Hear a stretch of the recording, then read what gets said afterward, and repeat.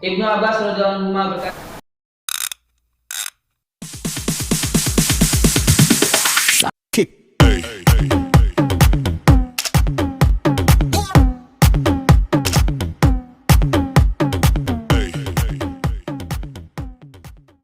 Bismillahirrahmanirrahim. Assalamualaikum warahmatullahi wabarakatuh.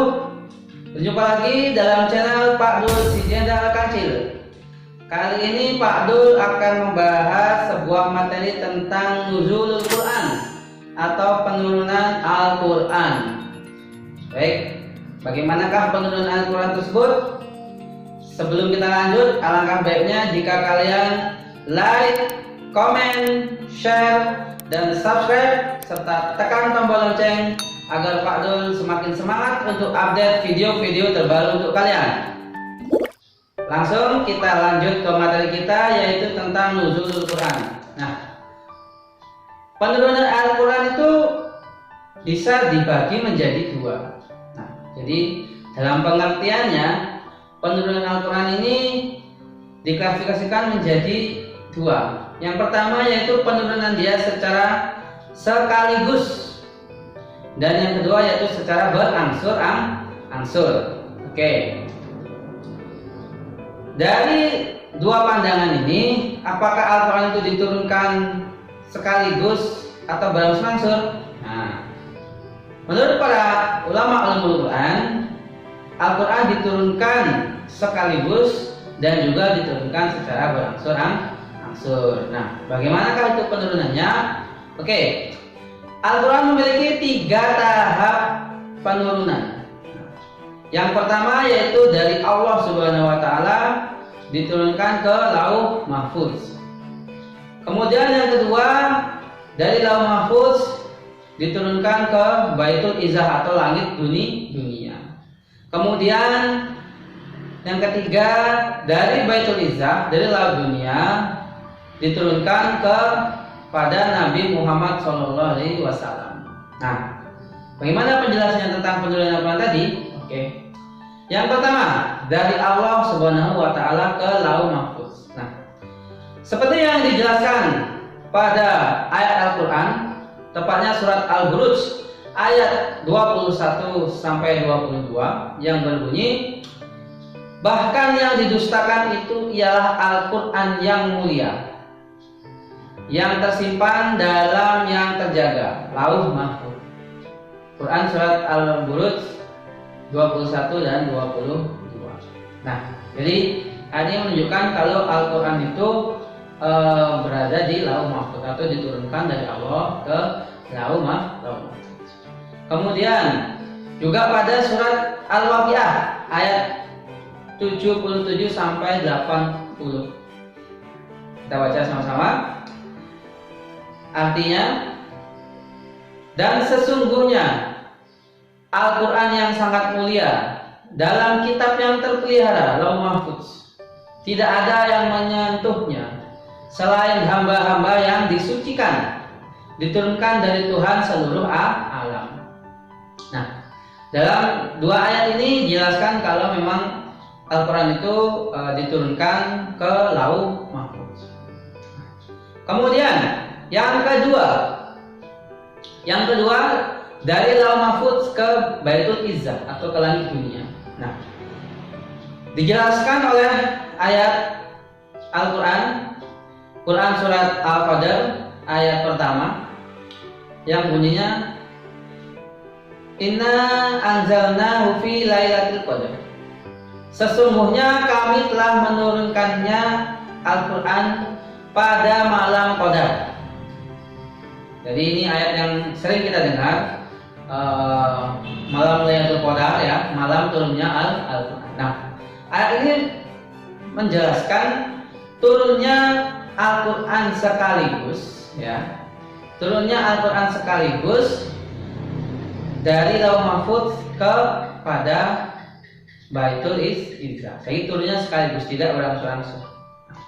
Kemudian yang ayat berikutnya pada Quran surat Ad-Dukhan ayat 3 yang berbunyi, Inna anzalnahu fi lailatin mubarakatin inna kunna munzirin.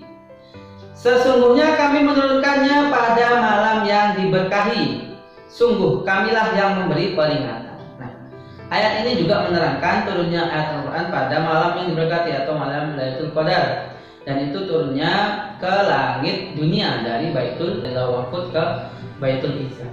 Dan turunnya juga sekaligus. Nah, kemudian tahapan yang ketiga yaitu turun dari Baitul Izzah, dari langit dunia turun ke dalam hati Nabi Muhammad SAW. Pendapat ini didukung oleh ayat Al-Quran yang berbunyi, Nazala bihil ruhul amin ala qalbika litakuna minal munzirin bilisanin arabiyyin mubin. Jadi yang artinya yang dibawa turun oleh Ar-Ruhul Amin Jibril ke dalam hatimu Muhammad agar engkau termasuk orang yang memberi peringatan dengan bahasa Arab yang jelas. Jadi surat Asy-Syu'ara ayat 193 sampai 195. Nah, ayat ini menerangkan bahwasanya Al-Qur'an itu diturunkan kepada Nabi Muhammad dibawa oleh malaikat Jibril. Diturunkan kepada hati Nabi Muhammad SAW. Nah, turunnya bagaimana? Turunnya tentu berangsur-angsur. Seperti yang kita tahu, Al-Quran itu diturunkan kepada Nabi secara berangsur-angsur. Jadi selama 22 tahun, 2 bulan, 22 hari, tepatnya seperti itu. Kemudian ayat berikutnya, surat Al-Furqan ayat 32 yang berbunyi, saya langsung baca artinya saja. Dan orang-orang yang kafir berkata, mengapa Al-Quran itu tidak diturunkan kepadanya sekaligus? Demikianlah agar kami memperteguh hatimu Muhammad dengannya, dan kami membacakannya secara tartil, berangsur-angsur, perlahan dan benar.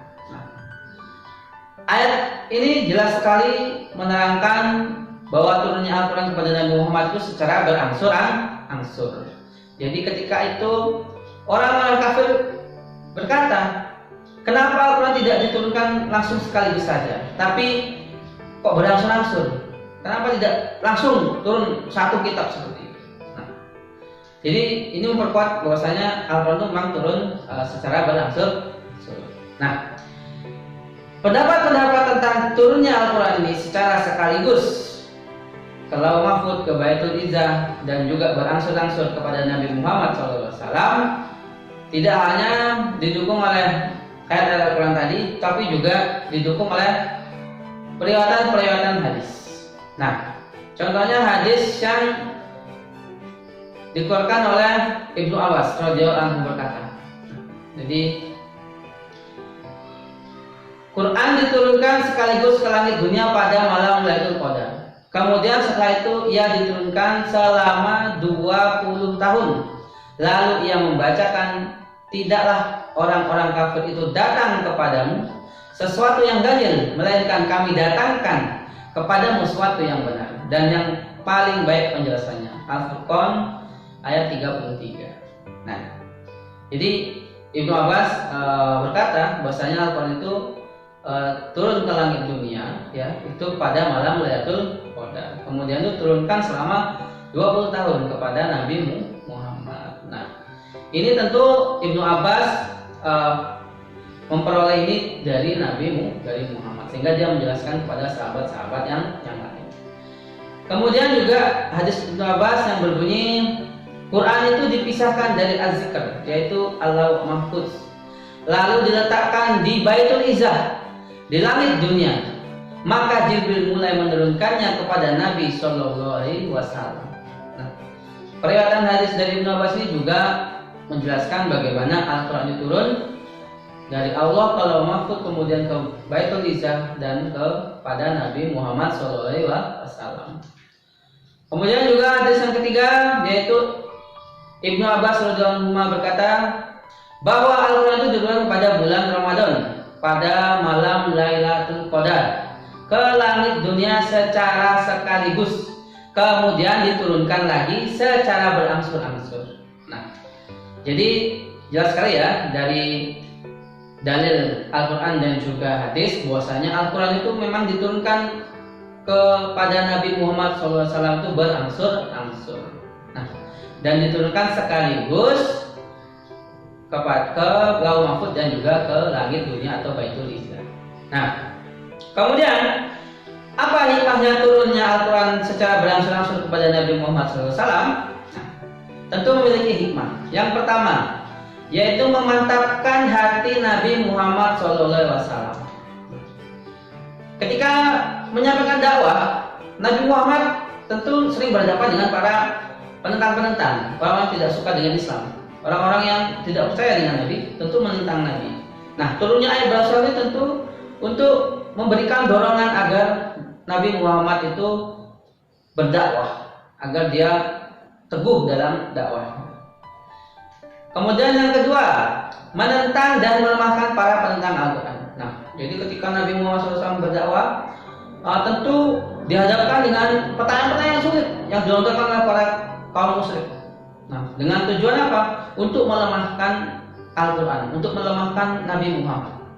Nah, turunnya ayat berangsur-angsur ini tentu tidak hanya sekedar menjawab pertanyaan-pertanyaan tersebut, tapi juga untuk memberi tantangan kepada orang-orang yang menentang tadi, ditantang agar membuat sesuatu yang serupa dengan Al-Quran, dan ketika ditantang mereka tidak mampu, maka ketidakmampuan manusia untuk membuat hal yang serupa dengan Al-Quran ini merupakan bukti bahwa Al-Quran itu adalah mukjizat dari Allah Subhanahu wa Ta'ala.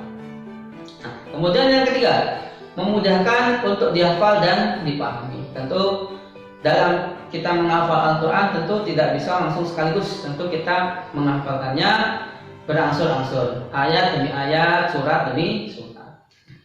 Kemudian hikmah yang keempat, mengikuti setiap kejadian sebab turunnya ayat-ayat Al-Quran dan melakukan penahapan dalam penetapan akidah yang benar, hukum-hukum syariat serta akhlak yang mulia. Jadi tentu pada periode penurunan Al-Quran, tentu di sana ada yang namanya masa-masa memperkuat akidah, keimanan manusia agar percaya kepada Allah. Kemudian setelah akidahnya benar, baru kemudian disusul oleh penentuan hukum-hukum syariat, penentuan hukum-hukum tentang muamalah, baru kemudian penjelasan tentang akhlak-akhlak yang mulia. Nah, tentu ini adalah hikmah dari turunnya ayat berangsur-angsur, tidak sekaligus. Kemudian yang kelima, untuk membuktikan dengan pasti bahwa Al-Quran turun dari Allah Subhanahu wa Ta'ala yang maha bijaksana. Nah, jadi tentu Al-Quran diturunkan oleh Allah yang maha bijaksana. Kenapa?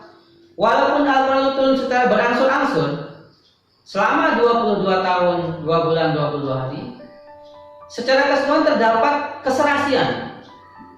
Dapat keserasian di antara satu bagian dengan bagian Al-Quran, ayat dengan ayat, surat dengan surat, sangat terjadi sebuah keserasian. Nah, tentu hal ini manusia tidak bisa membuatnya. Nabi Muhammad tentu tidak bisa membuat Al-Quran.